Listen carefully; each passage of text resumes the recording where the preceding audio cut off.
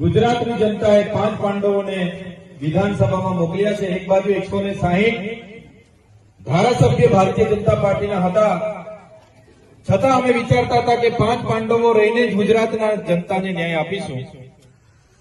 પણ દુઃખ સાથે કહેવું પડે છે, તમારો બધાનો વિશ્વાસઘાત કરીને તમે જે વિશ્વાસ મૂક્યો એ ઉમેદવારે પોતાના નિજી સ્વાર્થ, અંગત સ્વાર્થ ખાતર ભારતીય જનતા પાર્ટીમાં શરૂઆતથી જાઉં કરીને જતા રહ્યા।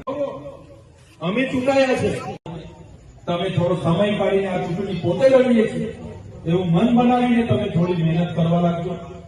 ગોપાલભાઈને વિધાનસભાના મજબૂત અવાજ તરીકે મોકલીએ એ વિનંતી કરવા માટે હું આવ્યો છું।